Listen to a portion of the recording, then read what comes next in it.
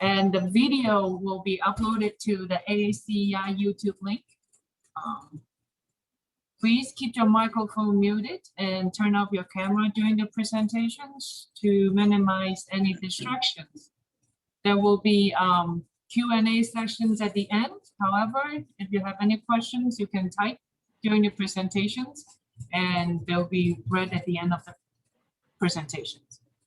All right, I'm gonna turn it over to Srini, our president of the North Capital sections. Good evening, everyone. I'm Srinivas Reddy Vanga, President, National Capital Section. First, thank you, Dustin, for accepting this invitation. And thank you, Dan, for introducing Dustin. Dan is a federal employee, joined in federal government, the Department of Energy, Office of Environment Management in 2001. He organized and participated in environmental baseline reviews for a wide variety of sites across the EM complex, most recently the Waste Isolation Pilot Plant Project Peer Review. Dan Malamed is the organizer, team member, final report issued May 2019. He is also CCP certified EV earned value professional, and he is also member of the ASE International Technical Board since 2011. It's a great service since 2011. Dan Malamed, thank you. And he is also chair of ASE Constitution and Bylaws Subcommittee, and he is also member of ASE Ethics Subcommittee. I welcome Dan to introduce Dustin Humbert. He is the Director of Operations for today's presentation. Thank you, Dan. Please welcome and introduce Dustin. All right, thank you, Srini. This meeting is most importantly about the renovations at the Folger Shakespeare Library. I've been a member at the other end as an attendee, as someone who's enjoyed the theater, the collection, and it's very gratifying to see my day job intersecting with my personal interests. And as some of the wiser folks in AACE has told me, no two buildings are alike. Each building has its unique challenges. Each renovation, each modification has its unique challenges. And I would say more so in Washington and more so during these challenging times. I noted during reviewing the groundbreaking ceremony, everyone was wearing masks. So I'm especially interested in not only the unique challenges that face every major facility, but also how you operated in the time of COVID. So without further ado, I'd like to introduce Dustin Humbert and to convey my deepest thanks from the association, showing how a great local institution is renovated and remodeled. Without further ado, Dustin, the floor is yours. Thank you, Dan. Thank you, Serene. And thank you everyone else for inviting me to present to you today the Folger Shakespeare renovation and addition project. This is monumental to the Folger, being able to add on an additional almost 10,000 square feet, just over 5,000 of that being gallery space and exhibition space that we're able to then bring back to the public and allow them to enjoy this wonderful collection that we have amassed here at Folger Shakespeare Library. Folger Shakespeare Library is the largest repository of Shakespearean literature in the world. We have 82 of Shakespeare's first folios. Those 82 first folios will be held in the North Gallery for the world to enjoy and appreciate. That was a founding principle of Henry Folger and Emily Folger, the founders of the Folger Shakespeare Library. So let's take a look at this building project that I have been able to be granted as my role as the director of operations here at Folger Shakespeare Library. Right now, I'm standing in the pit. This pit is not fully excavated yet. We're going to drop down about another 7.5 to 9.5 feet, depending on where you stand. That will then lay the base for the north gallery floor or north exhibition floor area.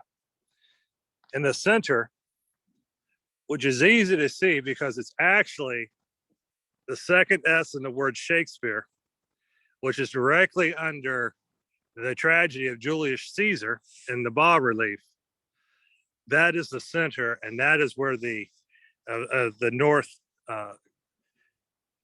gallery space, exhibition hall, is where the folio case will sit. To feed this area, we're going to put in blue duct that will come out from underneath of the south exhibition area, across the underground, and then feed up from the base. What that allowed us to do was create additional height. Additional height is going to be about 11.5 feet.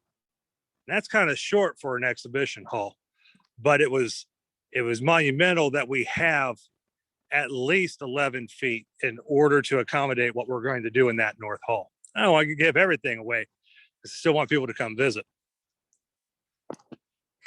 Approximately this side of the excavator, that will become the north wall, roughly. It'll come up, and when you look at the Folger, in order to do this project, because it is a historic building, it was important that, in accordance with SHPO and CFA, that we maintain the same sight line from the street.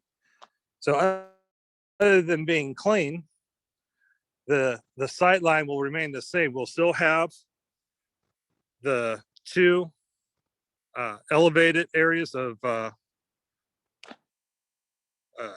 hardened marble and bluestone, and then that will go to a grass patch that goes across. That creates our north lawn. We had a foundation wall of the plinth area that will also have two elevated slopes that allow for those with mobility restrictions to be able to access the bas-reliefs.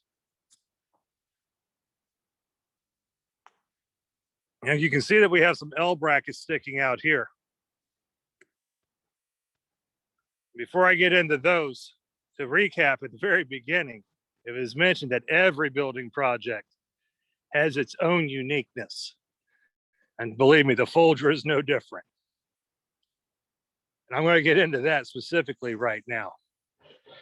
To do this project, which is to blow out this north wall so that we are able to create this space of the north exhibition area, we need to support the facade. So the facade is supported by the wall. The structure of the building is supported by the beams and columns on the inside. We'll look at those in a minute. This bracket that has been constructed out of W12-103 and W12-87 is designed to carry the weight of the facade. On top of this, on top of this vertical, they're going to place a plate at the top. Piece of box tube will go across. From that box tube will be two support plates, or will not be two. There will be support plates. Those support plates will be welded to the bottom of the box beam. Right here, we can see we have some notched out spaces. Those notches will hold what is called a hung plate. A hung plate will then be dry packed to pull up the space. And then the hung plate and the support plate will be brought together with some bolts. All of that is just to support the facade of the building. The facade of the building is Georgia white marble, which is extremely soft, but it's also marble and it's a little heavy. I'll take you inside here in just a minute. We can see that we have several black dots that kind of speckle the front side of this beautiful white facade. And those are our monitors to determine if we have any sliding or movement of the stones. That's our movement monitors. We also have vibration monitoring as part of this project. Now, those were actually one of the items that we were looking to potentially change a little as part of the construction. I got to switch over, or I'm going to lose you. So I'm going to switch over really quick to my Wi-Fi.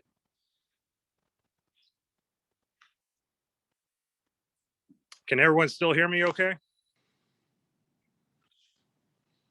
Yes, Dustin. Okay, I just want to make sure it switched okay. Sometimes it's seamless, sometimes it's not. So another thing that was part of this project, so the project itself is a GMP-based project, and the support of the front was part of that GMP process. It's been revised a little. We bought up a little bit to kind of rethink it, which allows for us to then gain a little bit of our time back because we had some slide in the schedule. So buying it back just kind of helped us out in the long run. What we have here is a diagonal brace. That diagonal brace comes down to the innermost vertical beam column that supports the actual structure itself. That column is reinforced here and here, where that L comes through the wall. It's reinforced here and here. And this comes back all the way to this column back here. And that allows for the load to be brought down onto this column. And to prevent that column from buckling in, we've put a diagonal brace all the way back to that column. Again, going back to the uniqueness of buildings, that's a fairly unique and well thought out and engineered plan. It took us about 8 months to develop and solidify that plan. It came at a cost. Again, we had some slide in the schedule. We purchased up, which allowed us to buy some of that time back. And like I said, the inside, or the building, the actual behind the facade, we have the structure of the building, and that is supported by the columns we see here, as well as the beams across. We have beams of varying heights and depths, so it's very unique on the inside. Now here's one where they have actually exposed the underside of the beam. Now, under that beam, we'll end up putting some more holes into the concrete, and we're going to slide some more plates into there. Those are needle plates. Those needle plates will be welded to the beam, and then that will carry the load of the structure of the building. Folger receives its chilled water and steam from the U.S. Capitol Power Plant. Part of this project is we are actually going to move the chilled water and steam line. This space over here used to be a restroom. It's going to come back as a restroom, but it's going to be a little different. Over here, we're going to put in a wellness suite. And then on this side will be the restroom itself. Wellness suite is designed for folks that are breastfeeding. It's lactation suite's another name for them. On this side, we're creating this, it'll be a 2-stall, ADA accessible, unisex restroom, or gender inclusive or gender neutral. There's many different names for it. All of the restrooms being renovated will either turn into single use or gender inclusive restrooms. That includes the main restroom for the entire building, which is a 13-stall gender inclusive facility. There will be one family restroom in the main restroom space. One of the other great things of the Folger is that, like most of the historic buildings around, we have our fair amount of asbestos containing material, or ACM. That was one of the hidden treasures that we have found inside the walls here at Folger. And because of that, we're abating it whenever practical and possible to do so. This floor that I'm currently standing on, actually, let me scoot over one. So we have that north exhibition area. Then over here, we have this central hallway. And that central hallway will allow for folks to move through the building from east to west. And you'll have a sight line to the outside through the hallway. You'll also be able to access north exhibition area. So move over here. This is the north side of the south exhibition area. At south exhibition area, we'll go from this column to this column back here. This floor will come out or go down about another 6 feet. And this one will drop down about 9 feet. That will allow us to have a 14-foot ceiling inside the south exhibition area. It's a lot of dirt that's still needs to come out of this space. Unfortunately, we had some soils that we're constantly monitoring, making sure that what we're putting back is the correct type of soil. And this soil needs to be dealt with in a more delicate manner.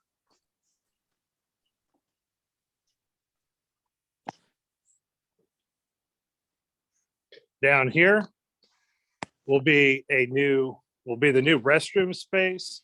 It'll also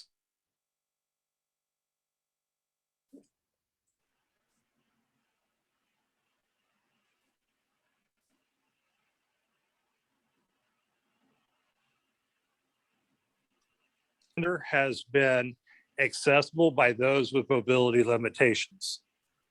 And again, that's monumental through the course of this project, is making sure what Henry and Emily saw as a vision was to be able to give this back to all the public. So making it accessible is huge. This area here is going to go away. This was added in the 1950s, and it's where the facilities folks used to sit. And that slab's going to go away, and that will allow the mechanical space to go all the way up 2 stories. The purple board you see in front of you now is our demising wall as we do all this exterior work that kind of comes into the Folger, opening up, moving out soil, breaking up this slab here, dropping this down. All that comes at a safety concern. So that's one of the things that we've really took a hard look at, was making sure the space was safe, not only for the staff, but also for the workers.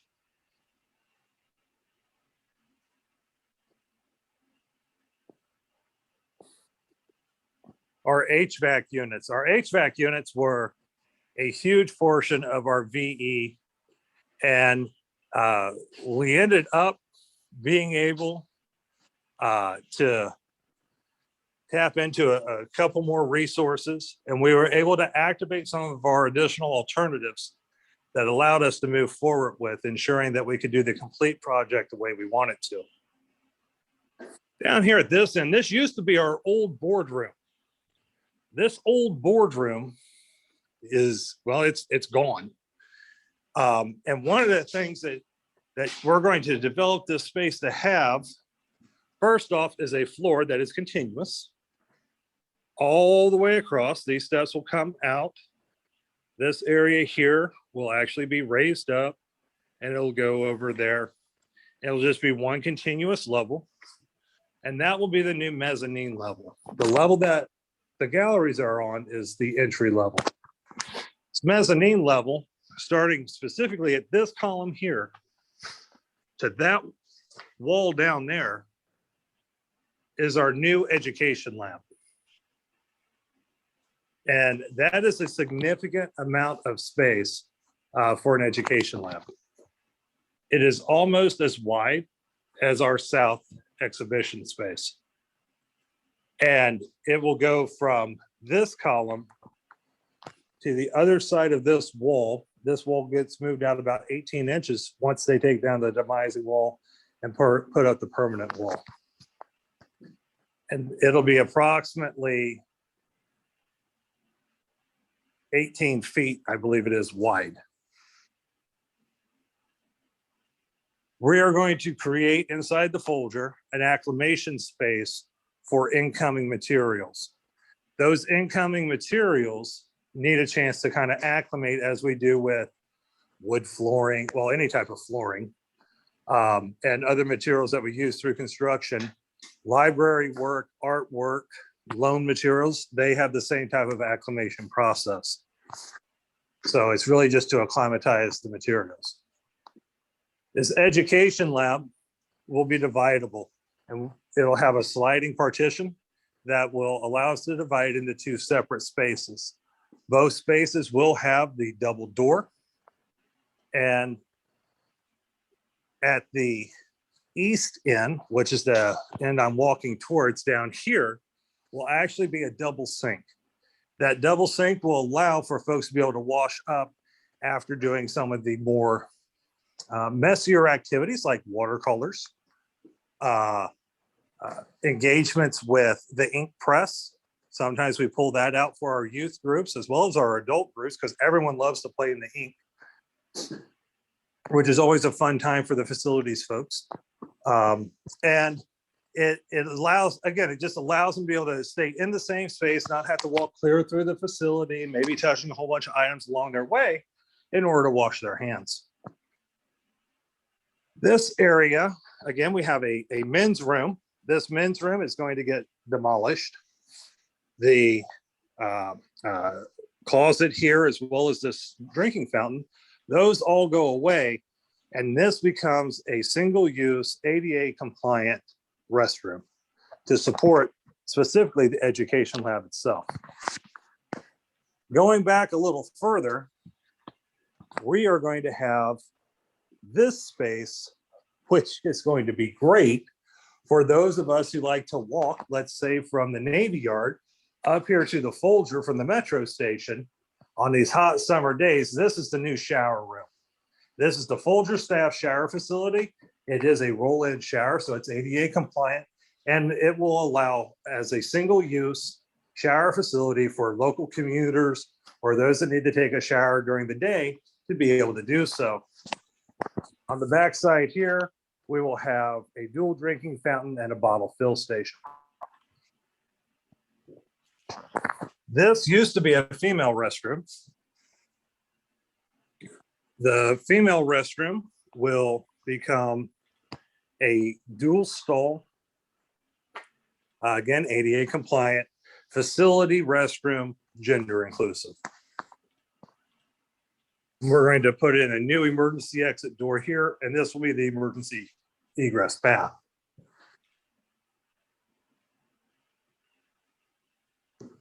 In this space, we have the Folger staff locker room and 4-bay changing station, 4-bay changing area. So there will be 4 unisex changing areas, much like a dressing room that you would have at a department store. And then we will have 96 Z-frame lockers in the surround, with 1% of those being ADA compliant. As part of this project, we realized early on that we were going to have to make a considerable investment into our IT infrastructure, because our IT fiber line that connected this building and our office building across the street was in the line of a stairway.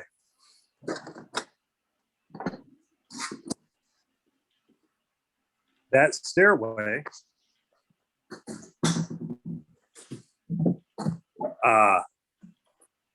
because the line was in the way of the stairwell or the stairway, it had to be removed. So we ended up getting with Verizon. We moved our entire fiber system, upgraded it at the same time. And where the south gallery, the south wall of the south gallery is going, that area also had to be improved, and or that IT equipment had to be removed. So that was also upgraded.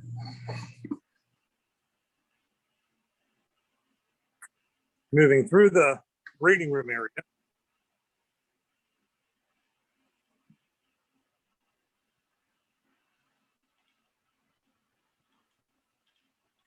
There we go. This is a service vault space. So readers out in the reading room will do a call for materials or researchers, and those materials will come up and they will sit in this space.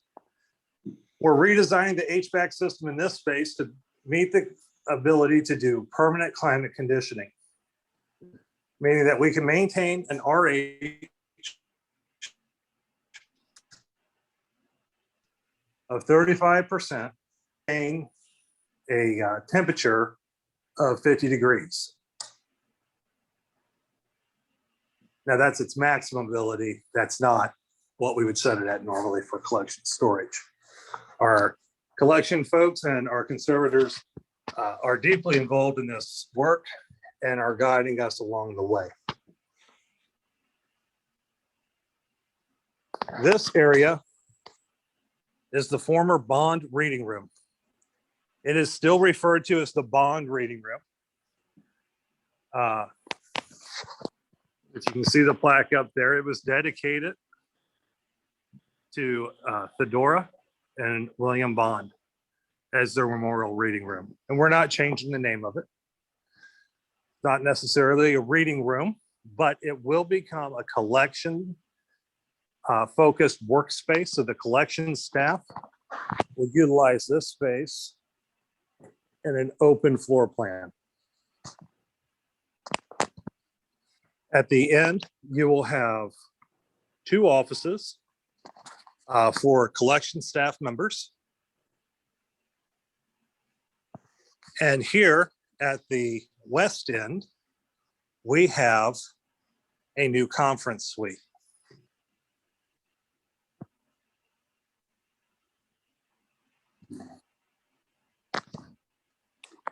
So one of the things that we always fought in the bond reading room was the temperature.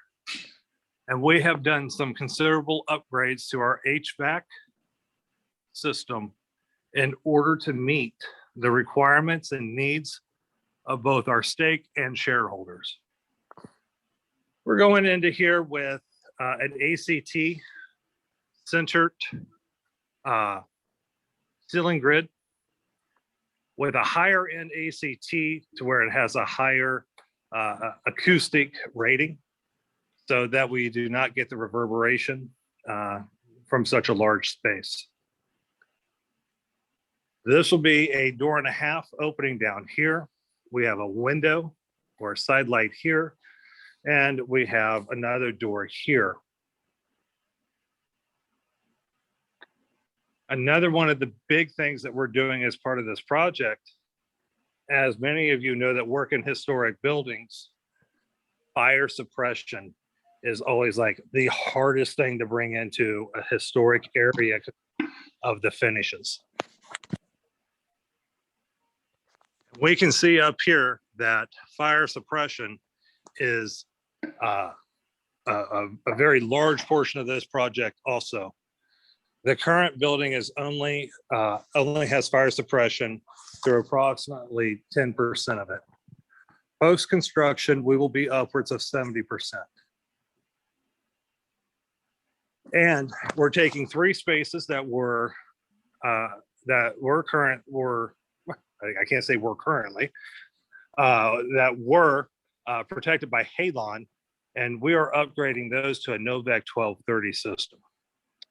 When I first started here at the Folger 3.5 years ago, it was thought that we would go with the FM200 as being the secondary fire spread or clean agent system of the collection spaces. And then knowing that it had been deregulated in the EU, I felt it imperative that we just go ahead and make the next jump up to the Novec 1230 system, so that Novec 1230 obviously is a 3M trademark name. So it has many different other names. Ours just happens to be the Novec 1230. I did feel that it was important to go ahead and take that extra leap though, and go ahead and go with something that had not yet been deregulated by any nation.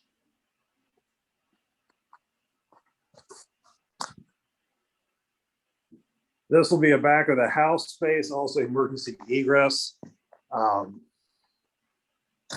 area.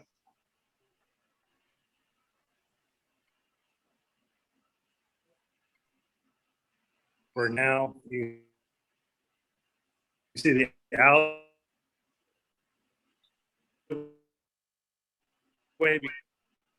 behind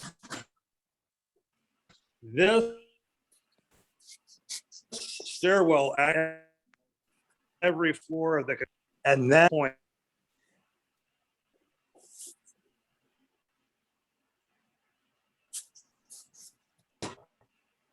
so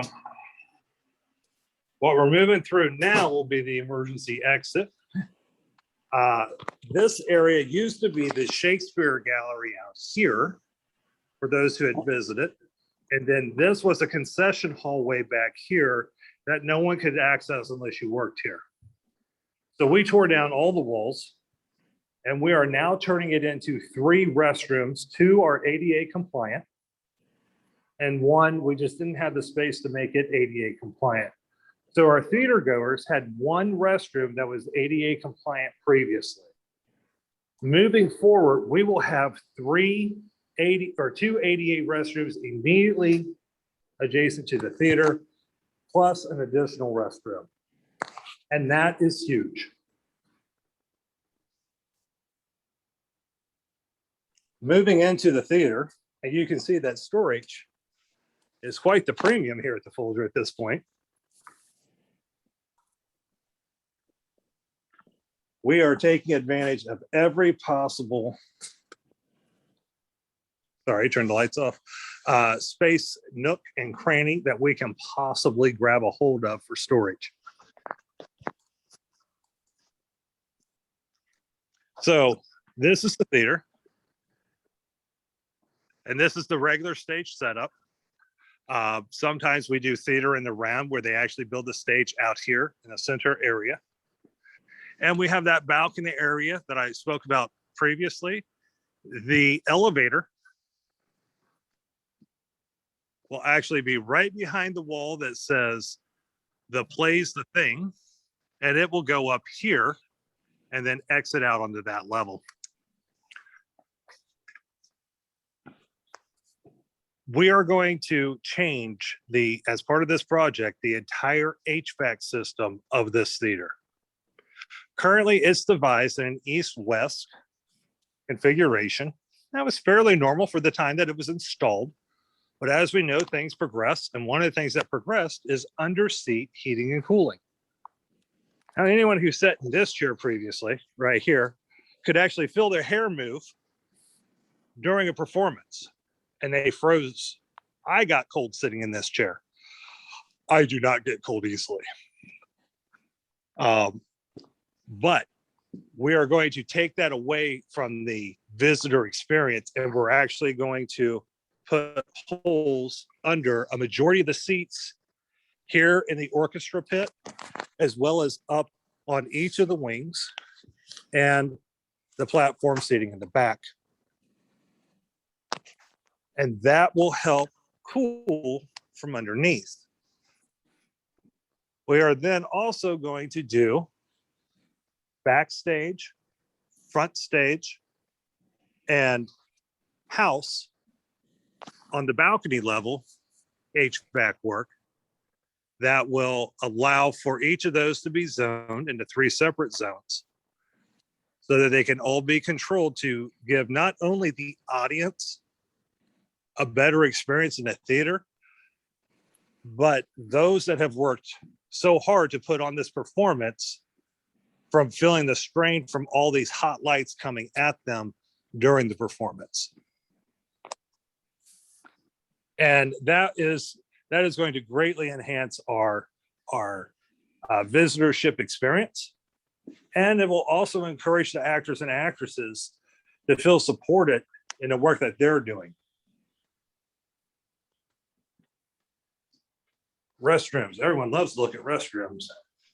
So this restroom was the original restroom that was for the theater goers to come to and to be able to use. This restroom is going to be demolished. It will end up getting closed off and the door will go away. And that will become the duct chase for the underseat heating and cooling system.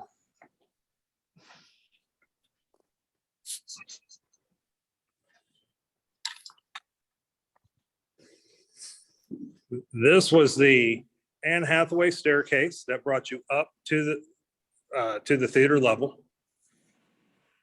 That is going to get an infill, and we will be doing some digital media in that space. And then the doorway to the elevator lobby for the theater level will be through this space here.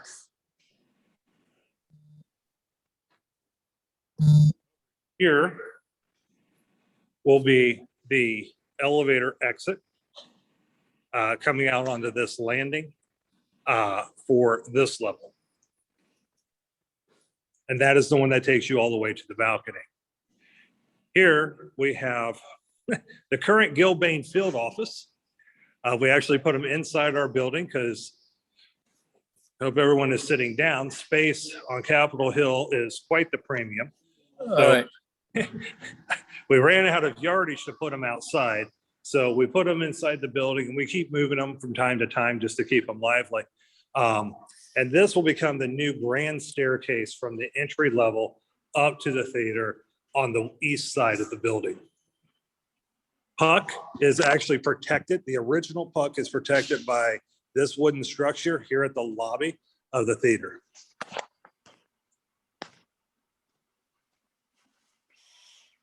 I'm going to make my way back around to the Great Hall.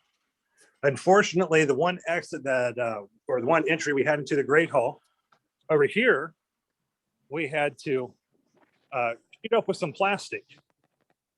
So all of the return air for the Great Hall, isn't that a beautiful shot?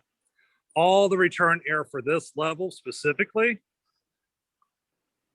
came through deck A. And that was that first space I started at where the metal was, where those diagonal beams were. That ductwork was actually up in that ceiling. So they are rebuilding that ductwork as part of this project. But we had to do an expedient return air plenum utilizing the emergency exit stairwell from the control booth here. And then that allows us to be able to return the air because this Great Hall is not only wood, but it has an ornate plaster ceiling that you can see up there. Plaster reacts very badly, as does wood. Plaster more so, to large fluctuations of heating and cooling. Because of all the work that we're doing on the north foundation with blowing out those walls and how we're loading on those columns and those beams, we are going to end up closing the Great Hall from all live load, excessive live load expressions. So here we have radiant heaters that used to line the north wall, and we're going back and replacing those as part of this project with fan coil units.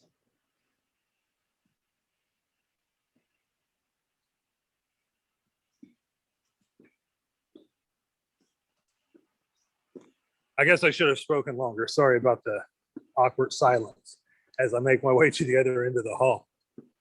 I am always amazed by the beauty of this hall. And when I look at the intricate detail that is carved into the wood, and I think to the fact that like today, that's easy. We do a scan of it, we load it into a computer, laser takes its turn on everything and spits it out. But this building was back from 1930. So that laser was a person, and their skill craft was just absolutely amazing. This is the original carriage entrance. This was the reader entrance, main entrance, admin entrance. It has so many names. When I first started, and we are going to end up making this an emergency exit post-construction. And what we're going to do in here is put a floating platform to bridge the two spaces so that you can move from the Great Hall over to the reading room and from the reading room back to the Great Hall. And that becomes important because at Folger at 3 o'clock, we did a daily tea. We're now going to put a bar service inside the Great Hall for coffees, prepared foods, and things like that. This was the carriage entrance of the Folger when it first opened. This was covered up when I first started with a floor for the shop. And it's extremely dirty right now. We just uncovered it a couple weeks back, and we're still working on it. I just initiated a window project to come in and assess these windows and help me restore these areas as we move through construction. Because at the bottom of this, at the very base, will be our new puck fountain. And the new puck fountain, again, will still face the Capitol. It will still say, "Oh, what fools these mortals be," facing the Capitol. We'll have a meandering walkway that comes down around a new garden space. And we're going to have this other adjoining kind of garden space off to the left side that will make it very difficult to do this work post-construction.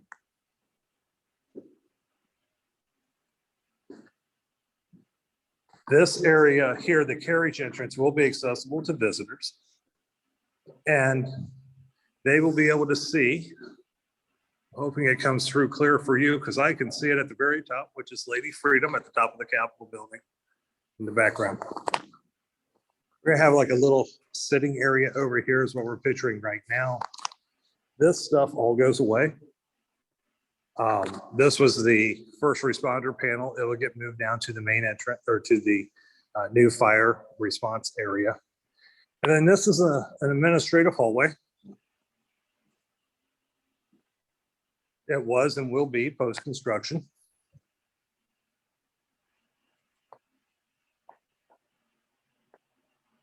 As I walk down through here, we'll get to one of the last rooms of the construction area, which will be our new conference room 110. Conference room 110 was originally the bedroom and bathroom of Mrs. Folger when the building first opened in 1932. Unfortunately, Henry Folger did not get to see the beauty of the Folger opening prior to his death. This floor that was in the bathroom was originally terrazzo. That was fully removed. We've done several core drills throughout the ceiling to support the new lighting and fire suppression systems. We're going to do some surface mounted data and electrical drops back here to support the AV. This will be a fully fitted out conference room with AV support for conference calls, meetings, and what have you.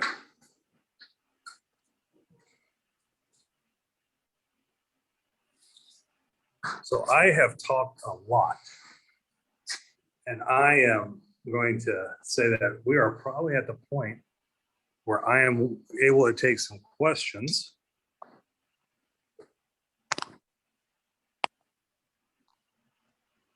Sure, Dustin, we have received quite some questions in our chat box. So I'm gonna go ahead and read them to you. Okay. So the first one is from Dan.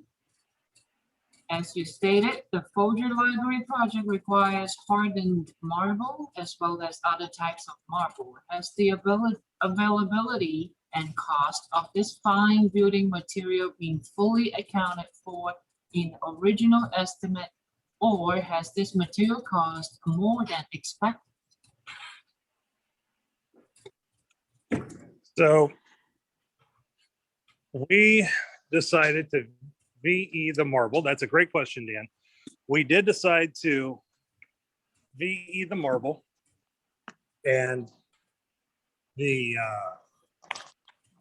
we've changed between having Georgia white marble to Danby as the VE alternative. SHPO and CFA were fine with that. We already had existing precedents to use Danby because the original facade or the original horizontal surfaces out front were actually not Georgia white marble.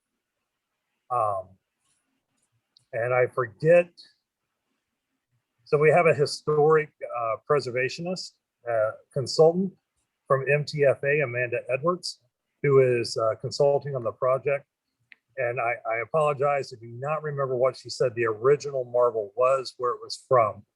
But Danby was an easy alternative to use in lieu of, or as a replacement for those items. Did that answer your question, Dan? Yes. Okay. All right. Our second question, it's actually from Srini. What are the construction contingencies allowed in this project? What are the construction contingencies allowed in the project? So we have, obviously we have owner and trade contingencies.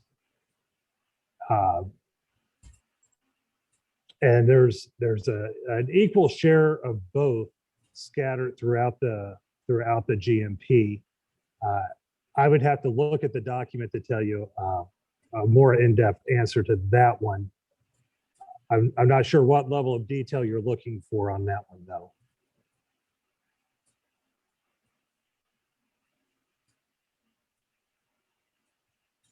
Are you able to give me any additional insight into, if there is a more specific answer you're looking for, I might be able to answer that. I apologize.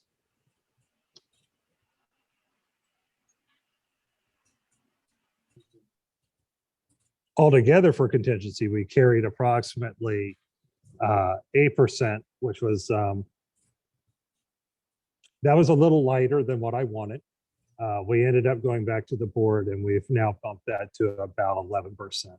And I sleep a little easier at night having that 11 as opposed to the 8.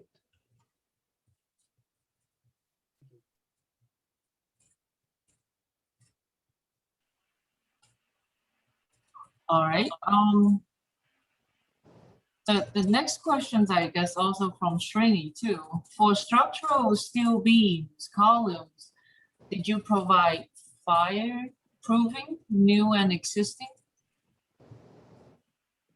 So the existing, it depends on when we say existing, what era it was last touched. If it was original construction, the fire, the fire prevention or the fireproofing is there. We're finding as we move through the construction project that we're opening up columns and we're not finding it. So we're going back now and we're going to add it because it is actually, you can prove it time and time again with all these other buildings that thought they could VE that out, and it has not worked out well for them. So we will end up fireproofing those columns and beams as we expose them and find out that they're not protected, or that we have to touch them in such a manner that they're no longer protected. Now, those that are on the front, on that front structure, we knew those were going to have to get recovered. That was a gimme. We had to expose it enough to do welding on it. So there was no way that we got away from not being able to go back and redo it. But some of the columns that we've uncovered in Deck A, we're finding out that it's not there. The best part, one of the best things that I think we have done in the course of this project is work with our partners at Gilbane, and truly they're team members. We have the owner's rep team, we had the Gilbane team, we had the design team. But the biggest thing is that we all make the one team of the Folger Shakespeare Library renovation and addition. And that's important to understand because our team members at Gilbane have front loaded this project with trying to get their hands into every nook and cranny. One of the biggest things that we ran into was on that Bond edition. There's a double slab there. Bond was built in 1980. The level below that was built in 1950. And that 1950 to 1980, there's a double slab with the design team likes to call it interstitial space. It doesn't really have anything running through it. I call it a cavity. Potato. But nonetheless, you can't just core drill through that by GPR. Actually, we X-raying is better because it penetrates that air, if you will, where GPR just allows that to scatter. So we're still finding things, and we're making the building what it needs to be, and we're ensuring that it's protected at the end of it. And going back to the root of the question, which was, is fire protection included? It was part of the project, like we knew we were going to have to on the steel beams. We are uncovering additional beams and columns that were not part of that scope, that are getting added to that scope. And it just is what it is in order to protect the building and everyone. Thank you. Forgive the follow-on question. This is Dan. I'm Go ahead, taking Dan. advantage of the open mic. Are the owners, I don't want to say pleased, but how are the owners reacting to the fact that you are enhancing the fire protection of the building by taking care of these places where there's a lack of fire protection? So I am the owner, and I am quite pleased by the addition of fire protection. My background is water, wastewater, ME degree, and fire suppression is one of those things that I've always loved, and I was quite fond of when I was in the military. So I think it's absolutely great that we're doing as much as we can to fire safe the building as possible.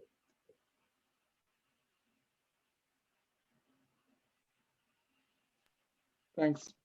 Absolutely. All right. The next question also relates to the preventions. What kind of fire suppression system is required? For example, chemical clean agents? So we are doing, so in the regular collection, anything that has a collection item as part of its regular function, primary mission space, is going to be protected by a double interlock nitrogen filled dry pipe system. The rest of the building will be a wet pipe system. The rare collection spaces will be the Novec 1230 systems. As I'm sure all of you or most of you know, clean agent is not a primary means of fire suppression. The code requires that we actually have a primary system, which is water. And those will also be, again, because they're collection spaces, even though they're a rare collection space, they're still a collection space. So those two will be the double interlock nitrogen filled dry pipe system.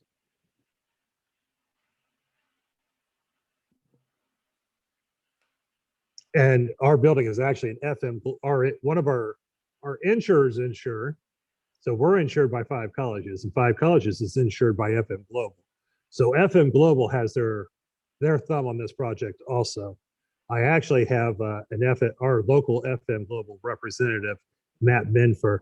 He and we talk regularly. He comes out, I give him tours, I explain to him what we're doing, and he has been extremely satisfied with our proactive approaches to fire safety within the building, even during the course of construction. FM Global has their standard for fire protection. And given the very nature of our building, of my building specifically, with the amount of wood that's from 1930, it was imperative that we go above and beyond what is normally standard for a construction area. Gilbane, they balked back a little, but at the end of the day, they did what the owner needed, which was to comply with our fire standard. And they have done so. I don't want that to sound, as though I'm coming down on them, because that's not the case. They're like reciprocating salts. I require anything that has the potential, not that it does actually, but has the potential to create a spark to actually have a fire permit, a hot work permit. And I'm the only one in the building that has the ability to authorize those hot work permits, because I'm the one with the background and knowledge to be able to do so. I inspect every hot work permit location before the work begins. And we have a more stringent standard than what FM Global does. And FM Global has been very excited by our proactive approaches. I probably went a little more than beyond what you had asked for, but that's my take on fire prevention.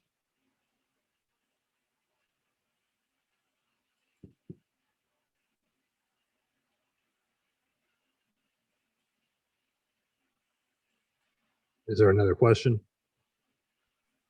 Oh, sorry, I was muted.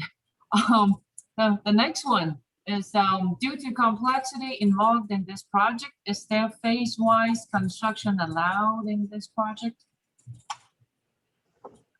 Can you repeat that last part? Is there phase-wise construction allowed in this project?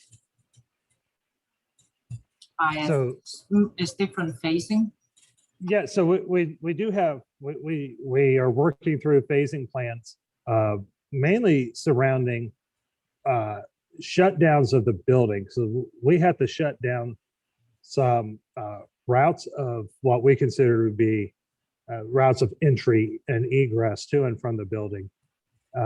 Gilbane's actually actively working right now with both DCRA, which is just a lovely organization, and the AHJ to determine the new egress route, a temporary egress route during construction, because we had to shut down the primary egress route as part of this project.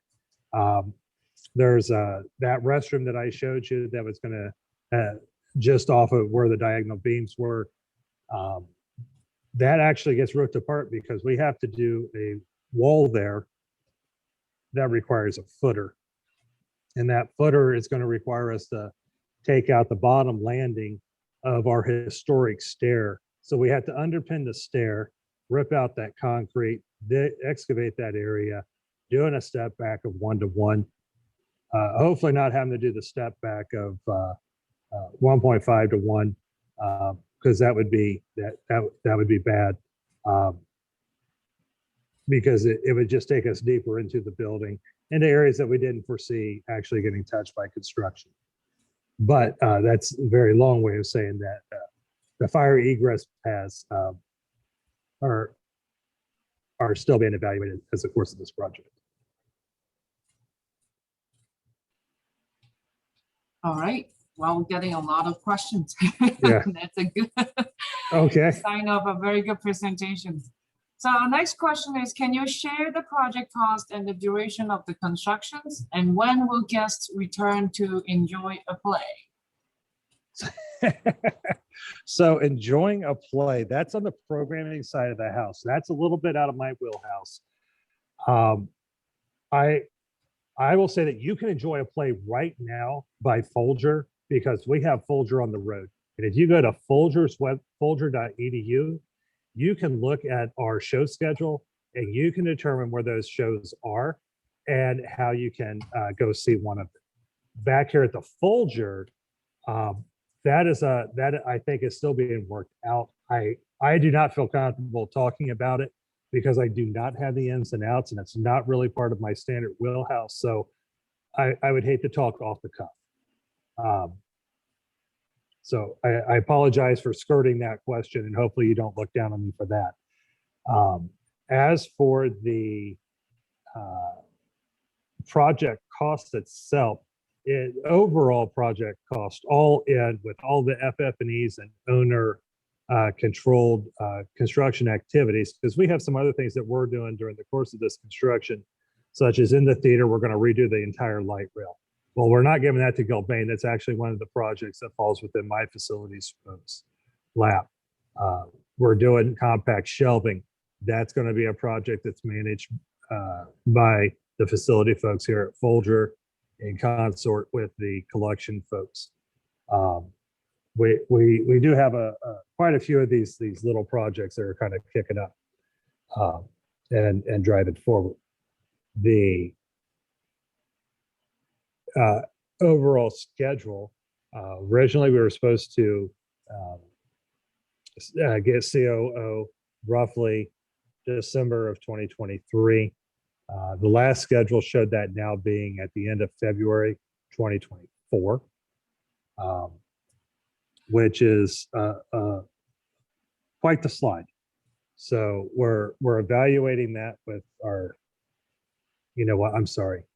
I meant it originally was December of 2022.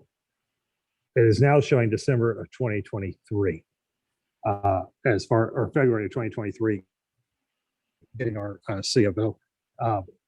The current opening to the public, we are still slating for April 2023 to coincide with the 400th anniversary of the first printing of Shakespeare's first folio, which we find to be a very historic moment for us at the Folger, given that it is such a monumental moment for Shakespearean literature to still be recognized and read throughout the world. All right, I believe, and the Did last. I get all the questions on that, or did I hit all the questions on that one? That had a lot of little questions to it. So did I get them all? I believe so. Cost, Okay. durations, and Great. when will guests return? Yes. Actually, I tell you, if you could share what your overall owner's budget is, that would be great.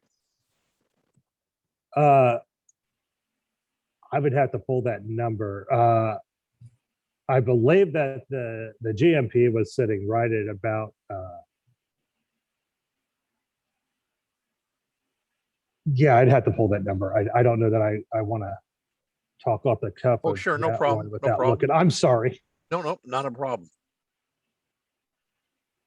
When you're preparing for these types of things, you can only cram so much into your brain to be ready to try and answer as many questions as possible. I should have studied the budget just a little bit more. So sorry about that. All right, I think I have a last question type in the chat box, which is, do you have predetermined scope that you can remove if contingency funds are exhausted?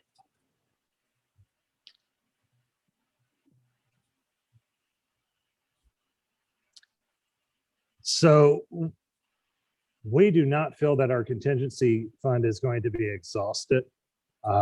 We do feel very comfortable. If we were going to remove something, it would be one of the owner furnished items, such as maybe the compact shelving that we have planned for deck C. It might be maybe we dial back to FF&E instead of going in at 2.1. Maybe we have to narrow that back to like around a 1.2. And obviously, you know, almost a $1 million hit to a FF&E budget. That's significant. I will tell you that we have not gotten rid of any of our current desks. I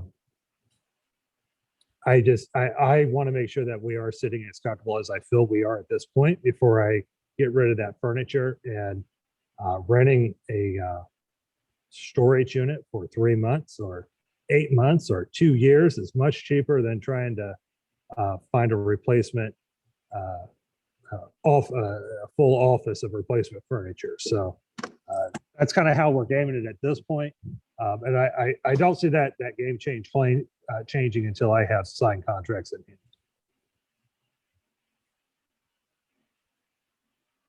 All right, I believe I've read all the questions typed in the chat box. Okay. Is there anybody else got a question for you?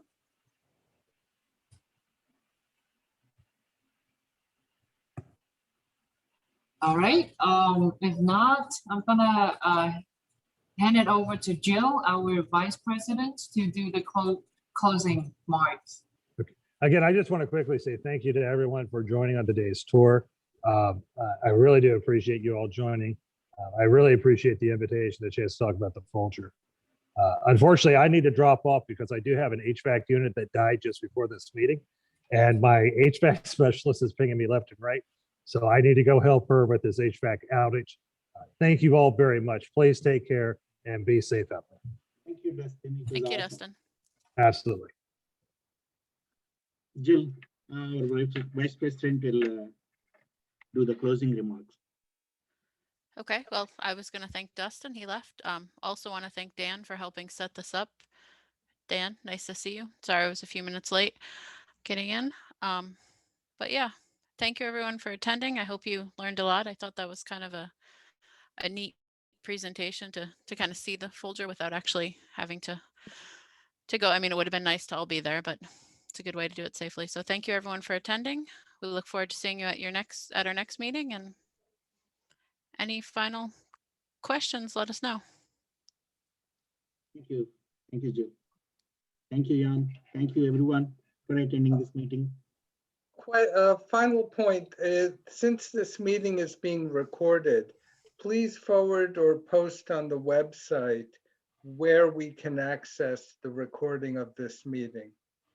Sure, Dan. We'll do that.